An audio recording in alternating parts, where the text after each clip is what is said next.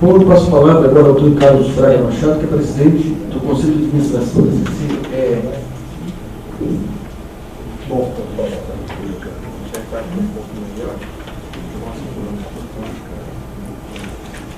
Bom, então, bom dia a todos. Muito obrigado pelo convite. É o segundo aniversário que eu faço aqui no Por passagem, foi no dia do meu aniversário também.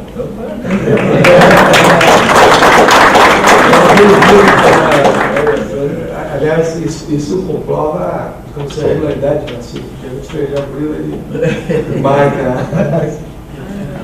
É um orgulho também fazer parte dessa mesa, de excelência técnica, Hermes, Mário Veiga, Tomasquim. E também eu acho que a gente pode conversar um pouquinho, né, sobre os aprendizados de janeiro deste ano, né, que, enfim, foi importante. Eu acho o seguinte, né, quando a gente... Pode girar a primeira página, por favor, aí. Quando a gente está muito estável, ou a gente não enxerga alguma contingência, alguma turbulência que tem por aí, ou a gente enxerga e não acredita. Essas duas coisas podem ocorrer, né? Especificamente, esse janeiro ele foi importante porque algumas coisas que estavam se desenhando como nítidas se tornaram-se bastante nítidas, né? Então a gente pode discutir essas questões. Eu acho que sobre a segurança operativa, sobre essa questão de riscos de déficit, etc., possibilidade de desabastecimento, o Hermes já falou bastante, o Mário também, eu acredito que o Tomasquim também vai falar bastante. Eu vou falar um pouquinho sobre o mercado. O mercado, que é uma coisa que não aparece. Que nem o juiz de futebol, quando não aparece, o jogo está bom. E, de fato, deve ser assim o mercado, etc. Esse preço elevado de janeiro, ele nos trouxe bastante reflexão sobre o mercado. Em primeiro lugar, a sua importância para o investimento, para a estabilidade. Né? Antes de o mercado funcionar, ele começou a funcionar bem em 2003, as possibilidades de investimentos elas eram muito inseguras. Por exemplo, alguém ganha uma concessão ia ter que disputar ainda para conseguir quem tivesse PPA, enfim, o licenciamento ambiental, e aquela concessão era uma hipótese, não uma possibilidade de ampliação. Tanto é que muitas das usinas que foram ganhando concessão foram vendidas agora com Botox no ano passado e só agora que elas vão começar a operar mesmo, ou vão começar a sua construção. E se olhar o contrato de concessão dela, já está vencido o prazo de sua construção. Foi feito um novo agora para a questão dos segurança. Então, o mercado, na minha opinião, é a estabilidade e a ponta do sistema. E, no fundo, é onde as operações ocorrem. Né? Então, sobre as questões de janeiro, evidentemente houve uma adimplência, só para uma número, né? A adimplência foi em torno de 92%, 91,7%. 4% deixou de ser liquidado, talvez essa seja a confusão que o Mário fez. Não é que foi inadimplente, deixou de ser liquidado em função dos liminares. Né? Houve liminares que, entre um agente e outro, né, em que simplesmente a conta passou de um para o outro, essa não impactou o mercado. E houveram outras liminares que o juiz determinou que não se cobrasse enquanto não definisse quem realmente iria. E essas impactaram o mercado, foi em torno de 4%. Então foi essa confusão que o Mário fez ali. E de toda maneira liquidou-se mais de R$1 milhão, que é 44% do que se liquidou no mercado de curto prazo de 2007 como um todo. Né? Então foi um valor bastante considerável e foi bastante, digamos assim, significativo de um algo que vinha com quase 100% de adimplência em 5 anos, 6 anos quase de operação. Então, quais são digamos, os ensinamentos para o mercado disso tudo? A primeira coisa importante é a questão do preço mesmo. se é razoável ter um preço com uma volatilidade dessa tão pesada.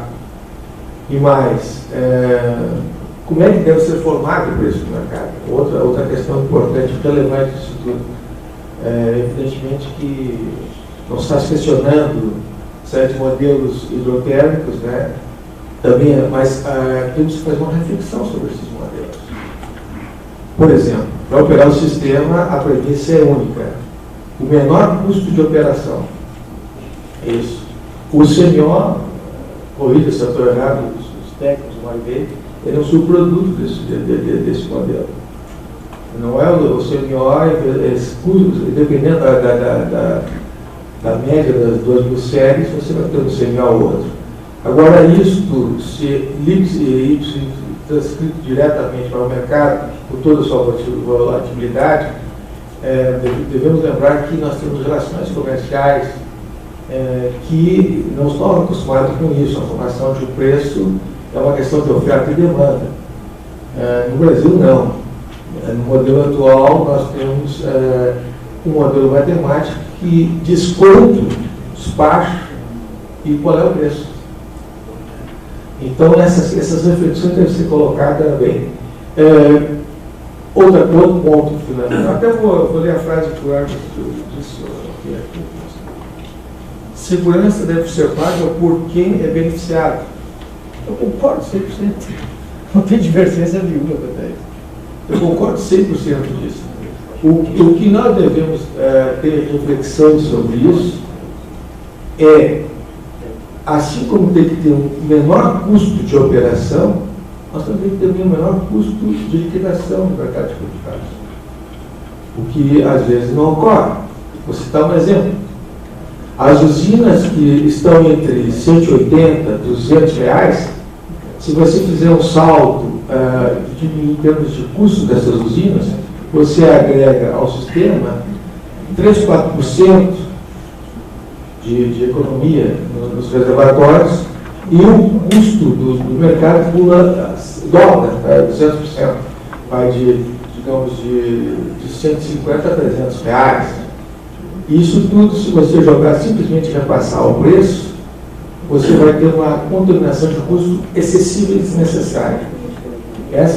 Por exemplo, um dos itens que foi citado aqui, a curva de aversão a risco. Se você retirasse a curva de aversão a risco e cobrasse isso tipo no encargo, aí vamos verificar a quem beneficia a segurança, você teria uma redução de 30% da liquidação de janeiro. É um valor significativo. Não é pouco. Isso por todos os custos cobertos. Então, essa questão toda tem que ser questionada. E mais outro ponto importante. Todas as medidas de segurança do sistema, de operação do sistema, é claro que nós temos um comitê de monitoramento, e esses são os grandes avanços do modelo, que permite que as coisas sejam niveladas a níveis de todas as entidades, deve ser discutido por todos, mas a operação do sistema, como um todo, é do operador. Agora, o preço de liquidação de diferença, isso deve vir para a CCF. As decisões mais importantes e relativas devem passar para a CCF em relação a isso. Mas, de toda maneira, isso é tipo de introdução. Agora, vamos ver o que nós aprendemos disso tudo. A primeira coisa é a própria energia de reserva. Por favor, pode passar isso. E eu quero dizer como a CCE vai colaborar com isso. Dê mais uma, por favor. Bom, como já foi dito aqui, né, provavelmente o Tomasquim vai falar, o Tomasquim está em último da fila, não sei se é bom ou ruim, mas na verdade, o nosso sistema, esses modelos, todos eles estão acostumados, eles foram feitos, foram projetados numa época que sempre teve uma sobra estrutural no sistema. O Mário já falou isso, o Tomasquim deve falar isso, enfim. Com isso, os modelos funcionam bem se você tiver uma sobra. Aliás, uma das razões do nervosismo do modelo é justamente isso, a sua volatilidade, dos seus saltos, é de que hoje nós estamos com ofertas justas em relação à demanda. Também existe um outro problema, mas eu também vou entrar muito nesse detalhe, que é a questão do critério do wave e a realidade que ocorre. Enfim, às vezes até as projeções de demanda elas são superestimadas, são sempre conservadoras. Mas, enfim, essa questão toda é uma questão, digamos, também secundária. O importante é que os modelos sempre foram projetados com o tempo e que houve uma sobra estrutural. Hoje não tem. A energia de reserva, basicamente, recompõe isso. Ela permite que, com estudos da EPE, essa sobra estrutural, ou esse equilíbrio estrutural, eventualmente também se discute no cálculo da energia segurada, se está abrangente, se está coerente com a realidade fática, a energia de reserva permite isso. E, ao meu ver, ela é muito inteligente. Por quê? Eu tenho aqui depois a parte técnica, mas eu vou explicar, sob o ponto de vista conceitual por que ela é inteligente. Primeiro, porque o governo pode definir os níveis de racionamento, de riscos diversos, que bem entender com isso. Que em cima da sobra estrutural, passa a ser estrutural, você pode definir os níveis diversos. E segundo, os modelos, independente de quais forem, aperfeiçoados ou não, eles serão menos nervosos e há uma estabilidade melhor de preço a médio e a longo prazo no cálculo do BRD. Essas duas vantagens são fundamentais.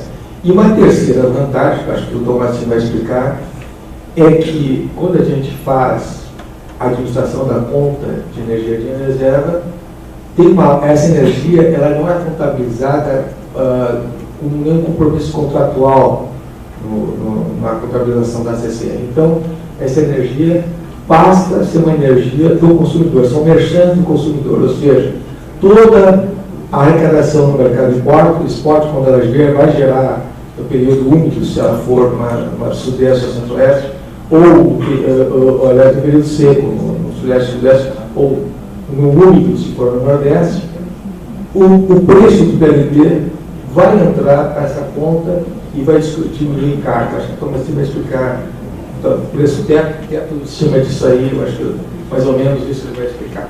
Bom, então essa questão toda, quem vai operacionalizar é a CCE. A própria CCE vai fazer o leilão e vai administrar essa conta de energia de reserva. Por favor, pode me dar? Vamos lá, energia de reserva. Mais um. Bom, um antes. Por favor, uma antes. Não, antes. Aí, o primeiro contrato é esse contrato de energia de reserva em que a CCE vai assinar com o vendedor na usina. Na verdade, essa usina de reserva essa usina de reserva ela vai fazer um contrato com os consumidores. Ela é uma usina que será dos consumidores, mas não será nominada para nenhum dos consumidores. Essa será de uso dos consumidores. Então, a CCE representará esses consumidores, todos os consumidores do país, distribuidores, consumidores livres, e aos produtores que tenham geração. Esses contratos, eu não sei nem quanto, foi 30 anos, né? Então, 15 anos.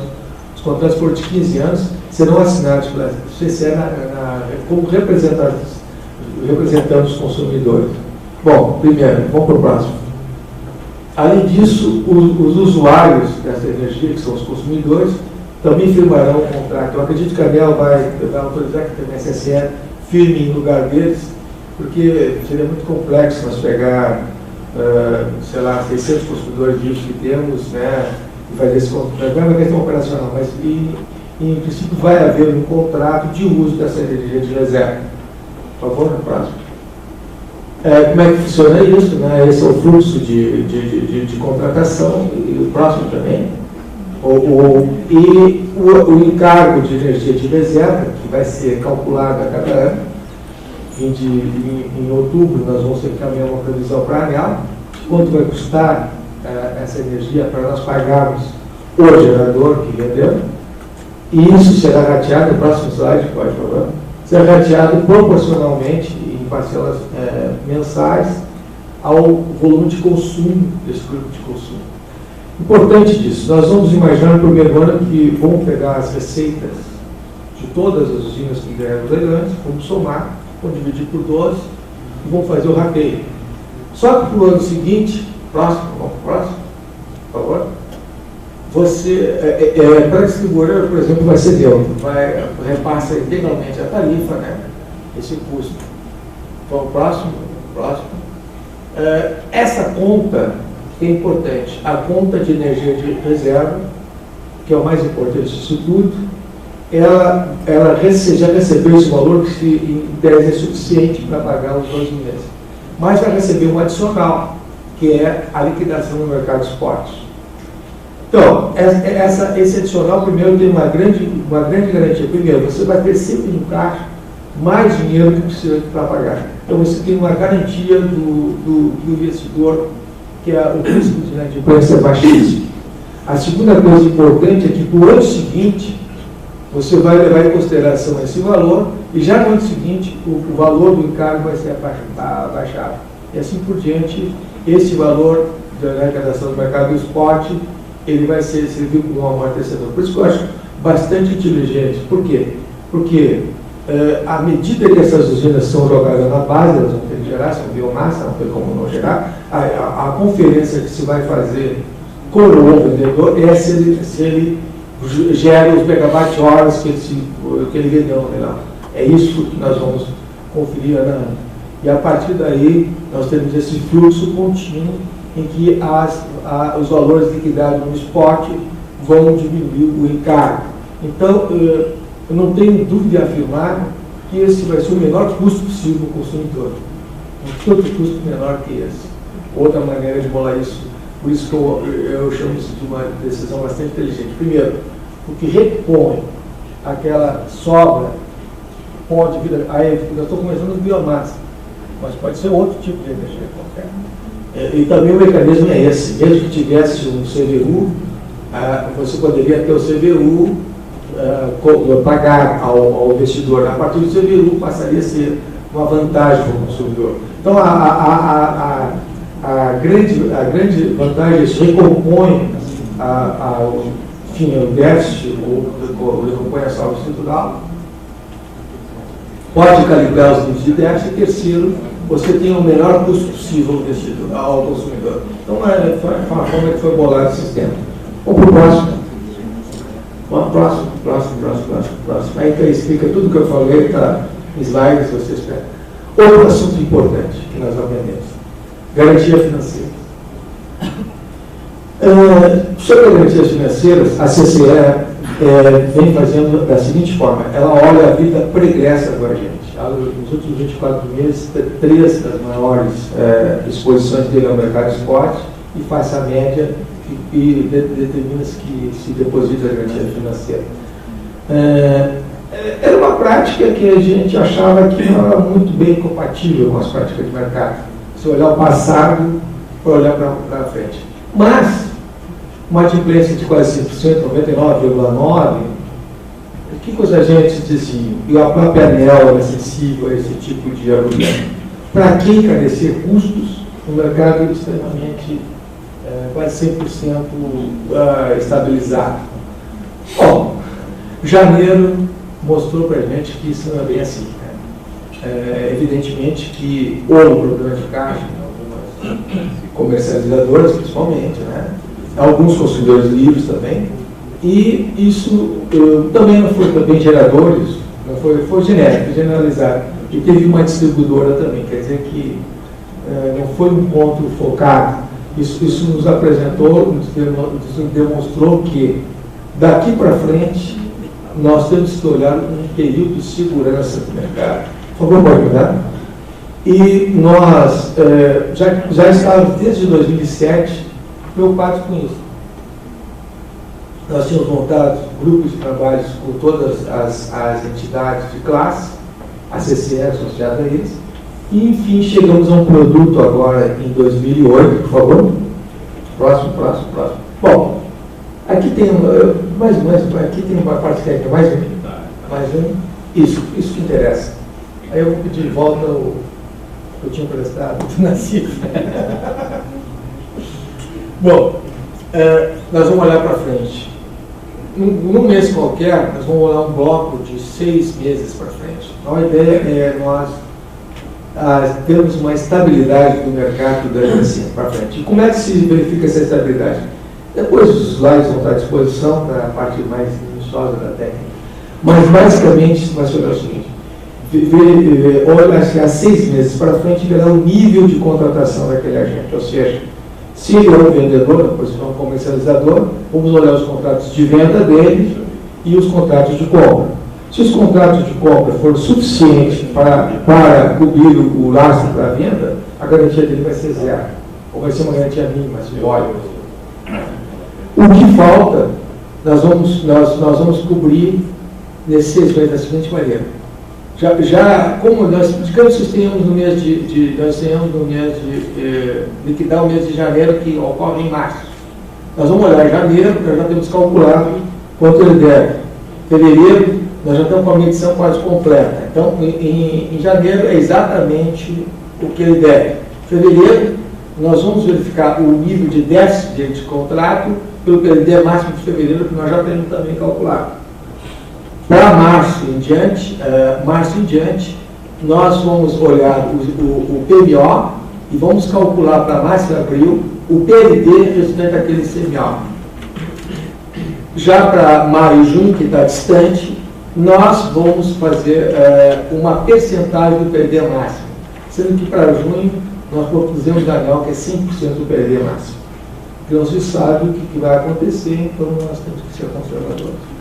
Então, a ideia é esse bloco fixo vai determinar. Se ele tiver um lastro, não tem problema nenhum, a garantia dele vai ser pequena. Se ele não tiver lastro, ele vai ter que aportar para poder operar no mercado. Se não fizer isso, nós vamos, na primeira insuficiência de garantia, nós vamos multá-lo. Na segunda, na reincidência, nós iniciamos o processo de desligamento deles. Uma outra palavra que eu queria colocar também sobre janeiro. A CCE iniciou vários processos de desligamentos em função de inadimplência. Inclusive já desligou. Nós já desligamos 2 consumidores livres, nós já desligamos uma comercializadora e temos outros processos em andamento. É claro que, por questões até judiciais, eu não posso declinar e falar o nome disso, mas temos 8 processos de desligamento de consumidores livres e temos encaminhado também a ANEEL constantemente isso. O que eu quero dizer é que, independente do PLD ser alto ou baixo, não há justificativa por ter inadimplência, porque entrou no mercado sabia disso. Agora, o que também eu quero dizer é que isto, a forma como tem sido feito, é uma forma de reflexão para nós verificarmos se precisamos dessa forma de PLD. E se isso é útil para o mercado como um todo. São 2 coisas excludentes, mas são coisas com a sua relevância e a sua importância de todo. Ou seja, quem está no mercado, ele sabe que está no mercado e as consequências do mercado. A segunda coisa, que é muito importante e relevante, é como devemos tratar esse mercado daí para frente a partir disso. Bom, vamos em frente. Aí o requisito de recurso é que cada um tem o seu jeito. Por exemplo, quem é distribuidor compra e carga, compra versus carga. É aí que nós vamos fazer a comparação da verificação de carga. Lá, próximo. Quem é gerador compra mais geração pronta com venda. Assim nós vamos checar o lastro. Próximo. Quem é comercializador compra e venda. Tem mais algum? Acho que não. Bom, outro ponto importante é sobre o PLD mesmo. Nós temos que discutir. Há um consenso generalizado no mercado que temos que discutir isso com mais profundidade. Então, nós também já era um pedido de 2007, interessante que todas essas questões foi o que eu falei no começo. A gente, como estava muito estável, a gente vislumbrava, pode ter um risco aqui e lá, etc., mas não se foi a fundo na sua avaliação. Agora, esse janeiro nos ensinou que nós temos que olhar bem profundamente. Então, esse workshop do PLD, por favor, nós fizemos grupos, todas as associações, a BCE, a BIAP, a Brasa, a Bracel, a Brad, a Brajet, a NAS, a PIN, a Brad, eu esqueci. Todos participaram e nós montamos um grupo de PLD que O Mário Veiga, por exemplo, foi convidado, né, para palestrar sobre isso. Além disso, depois eu já estou encaminhando formalmente o ofício, o convite. Estou em público convidando o Hermes, o Masquim. Imagina como é que vai ser. Vai ser todos, enfim, vou colocar também o Kelmo, nela, etc. E vamos discutir esse assunto. Vou chamar gente de fora, alguns analistas internacionais. As associações também já sugeriram analistas do país, outros internacionais, etc. Alguns economistas também que não tem muito a ver com o mercado, outros que têm a ver. Enfim, vai ser um fórum muito interessante, dia 19 e 20 de maio, em que nós vamos discutir isso. Então, eu até vou dar alguns, só para deixar registrado, eu concordo com muita coisa que foi dita aqui pelos meus antecessores. Primeiro, eu acho que nós temos que chegar a uma metodologia mais ou menos compatível de análise de riscos, né? Tanto risco de déficit como risco de racionamento. Eu acho que são coisas distintas, na minha opinião. Uma coisa é o risco de déficit, outra é o risco de um governo decretar um racionamento, uma situação muito grave. Eu acho que seria interessante, por exemplo, algumas padronizações que vêm. Essa resolução 109 que o Hermes referiu, ela não é do Conselho do CNPE, é da Câmara de Gestão da Crise, ainda é da época do problema que houve lá de 2001. Então, eu acho que está na hora de nós modernizarmos isso, né? Nós padronizarmos como é que se faz essa mensuração, até para que as informações não sejam desinformadas e cada um tenha o seu tipo de análise, e isso gera confusão, e às vezes mais do que ajudar, atrapalha um pouco. Também é muito razoável, pensando, janeiro é 22%, 80%, em março é 0, é estranho, né? Quem não entende do setor elétrico, o governo construiu um monte de azulzinho em 3 meses, acabou com 10. Meio estranho isso. Eu acho que tem que padronizar mesmo, né? Isso tem que ter uma certa... Enfim, quanto mais transparente, melhor. Tudo na vida, quanto mais transparência, melhor. Uma das questões que eu acho também importante é a questão dos patamares de risco, né? Eu acho que tem que ter um só mesmo, porque nenhum governo vai decretar racionamento aos pouquinhos, quando vai tomar decisão, ele toma de uma vez só, e por isso que eu acho que tem que haver uma certa coerência entre a parte real. E as providências que a CC está tomando nesse sentido, no sentido de aperfeiçoar e melhorar, eu também sou otimista. Eu acho que o Brasil tem uma capacidade incrível. Aliás, nunca teve tão organizado o setor para poder atender as suas demandas e poder passar por suas dificuldades. Eu não chamo isso de crise. Eu gostei de um susto. Susto está bom. Foi o que aconteceu em janeiro.